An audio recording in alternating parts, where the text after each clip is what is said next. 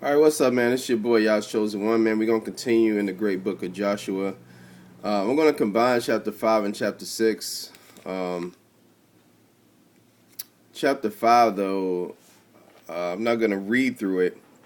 The key points in chapter 5, though, were um, the Amorites seeing how the Most High dried up the Jordan River and saw how we came uh, through the Jordan River. Second thing is, all the ones that were circumcised coming out, Joshua circumcised the one that didn't come out of Egypt. My take on it is that uh, the Israelites still had the residue of Egypt on them, for all the sins they committed. So the Most High only wanted the new, fresh generation to be circumcised. Third thing is we stopped eating the manna. We actually start eating the fruit of the land in Canaan. And then the last thing, man, is what was it called? The captain of the host. This isn't Yehoshua. This isn't Jesus. So automatically people say, oh, or that's Jesus or whatever. Or they try to. It just says captain of the host. Doesn't say anything about Jesus or no Yehoshua. All right. So we go into chapter 6, man. And I'm sure a lot of lunar Sabbatarians will be in this one. So let's go and get to it. Now, Jericho was straightly shut up because of the children of Yasharallah. None went out and none came in. See, they was all scared of us, for what the Most High had done. Not because of who we are, but because what they saw the Most High did. And Ayah said unto Joshua, see, I have given into thy hand Jericho, and the king thereof, and the mighty men of valor, and ye shall compass the city, all ye men of war, and go around about the city once. Thus shalt thou do 6 days. 6 days. So 6 days are going to encompass this city. And remember, cities back then wasn't like, Dallas and Chicago. These cities were just like fortresses. Fortresses. It wasn't a huge city. You can encompass this city in a matter of minutes. It wasn't like you had to drive around the city. It was just a little area. And 7 priests shall bear before the ark 7 trumpets of ram's horns. In the 7th day ye shall compass the city 7 times. And see, this is where the lunar Sabbath see, they breaking the Sabbath. They breaking the Sabbath. Now, for my rebuttal, I'm going to say, like, who is giving these demands? And then, of course, you'll say, well, the Most High can't break the Sabbath. Then I'll say that if man was man made for Sabbath, or a Sabbath made for man? Who's giving the orders here? And the people shall shout with a great shout, and the wall of the city shall fall down flat, and the people shall ascend up every man straight before him. And Joshua the son of Nun called the priests and said unto them, take up the ark of the covenant, and let 7 priests bear 7 trumpets of ram's horns before the ark of Ayah. And it came to pass, when Joshua had spoken unto the people, that the 7 priests bearing the 7 trumpets of ram's horns passed on before Ayah, and blew with the trumpets, and the ark of the covenant of Ayah followed them. And the armed man went before the priests that blew with the trumpets, and the reward came after the ark, the priests going on and the blowing with the trumpets. So that's when you see a lot of these movies, movies that made back in the day. Most of the stuff they get straight from the Bible, man. It's not anything that a producer is doing. They get this stuff straight from the Bible, and make themselves look like the hero when this stuff actually came out of our book. And Joshua had commanded the people, saying, ye shall not shout, nor make any noise with your voice, neither shall any word proceed out of your mouth, until the day I bid you shout, then shall ye shout. So the ark of Ayah compassed the city, going about it once, and they came into the camp and lodged in the camp. They was lodging in the camp right there. And Joshua rose early in the morning, and a priest took up the ark of Ayah, and 7 priests bearing 7 trumpets of ram's horns before the ark of Ayah went on continually and blew with the trumpets, and the armed men went before them. But the reward came after the ark of Ayah, the priests going on blowing with the trumpets. And the second day they compassed the city once and returned to the camp. So they did 6 days. And it came to pass on the 7th day that they rose early about the dawning of the day and compassed the city after the same manner 7 times. Only on that day they compassed the city 7 times. And you can read all this in the book of Jasher, chapter 88. And it came to pass at the 7th time, when the priest blew with the trumpets, Joshua said unto the people, Shout, for Ayah have given you the city, and the city shall be accursed or devoted, even it and all that are therein to Ayah. Only Rahab, remember Rahab the harlot, she was a prostitute. But remember what Rahab had did for Joshua and the spies, and Joshua remembered that.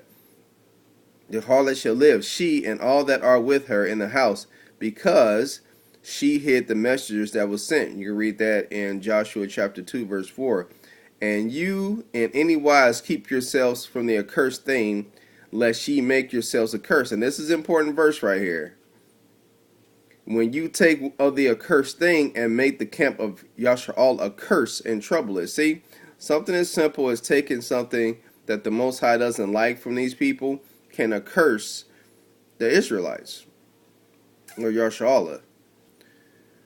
But all the silver and gold and vessels of brass and iron are consecrated unto Ayah. They shall come into the treasury of Ayah. And see, I'm like going through this. I'm looking at all our people like that are in Haiti, that are in Dominican. All the poor places, all the poor places, and we got a treasury.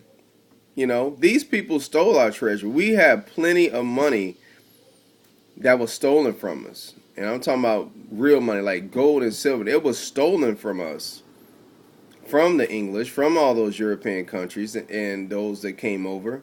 And they stole all our stuff. So the people shouted when the priests blew with the trumpets. And it came to pass when the people heard the sound of the trumpet, and the people shouted with a great shout, that the wall fell down flat, so that the people went up into the city, every man straight before him, and they took the city. And you see what they call a city? The wall of this castle, palace, whatever it's called, it came down. That was the city. It wasn't like this big old city, like Port-au-Prince or Shreveport or Chicago or Dallas. No, it's just that's what they consider a city. It didn't require much time to encompass the city. That wasn't much work. They could encompass the city in a matter of minutes. And they utterly destroyed all that was in the city, both man and woman, young and old, and ox and sheep, and ass with the edge of the sword. Do you see that? Women, men, children. But Joshua had said unto the 2 men that had spied out the country, Go into the harlot's house, which is Rahab, and bring out thence the woman and all that she have, as ye swear unto her. And the young men that were spies went in and brought out Rahab, and her father, and her mother, and her brethren, and all that she had, and they brought out all her kindred, and left them without the camp of Yasha'Allah. See, it's kind of the same thing that happened in Sodom and Gomorrah, when they had to take Lot and his wife and his children out of Sodom and Gomorrah, because it was about to be destroyed. And look at this, and they burnt the city with fire. Whenever you want to cleanse something, whenever the Most High wants to cleanse something, it always has to be cleansed with fire. And you see a place like the United States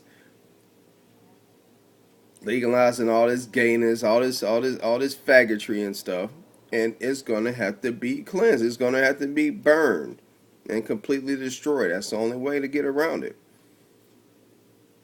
And they burnt the city with fire and all that was therein, only the silver and the gold and the vessels of brass and iron they put into the treasury of the house of Ayah. You see that? Look at all the stuff that our forefathers had got, man. It was stolen from us by the Romans, the Greeks, the Assyrians. Everybody had a place in taking our money. You know, you look at like England and stuff like the United States, you're like, oh, they're so rich. Yeah, they got rich off of us. And Joshua saved Rahab the harlot alive and her father's household and all that she had. And she dwelleth in Yashar'allah even unto this day, because she hid the messengers which Joshua sent to spy Jericho. See, the Most High is righteous. He is righteous in his pickings. You know, it was a word given to Joshua, even though Rahab wasn't an Israelite, she still got saved. And Joshua, what is this? Admired them that time, saying, Curse be the man before Ayah that riseth up and buildeth this city Jericho. He shall lay the foundation therefore in the firstborn, and in his youngest son shall he set up the gates of it. So Ayah was with Joshua, and his fame was noised throughout all the country. Now you see that? This is what happens, Israel, when we have a real prophet come through, man. You know, I still can't believe y'all believe this Jesus story, man. It's crazy. When our prophets come through like David and Moses and Abraham, they ain't coming to get crucified with 3 nails and a cross. Our prophets were strong people, man. As you're going to see in the following chapter, Joshua is going to stop the sun. Yep, sure is. Anyway, far as you lunar Sabbatarians saying that Joshua broke the Shabbat, you know, let's go ahead and debate that. We can get that debate on. I still think it's a 7-day Sabbath, so I guess that is what it is. It's your boy, Yah's Chosen One. I get at you guys on the on chapter 7 on the next vid. Shalom, shalom, shalom.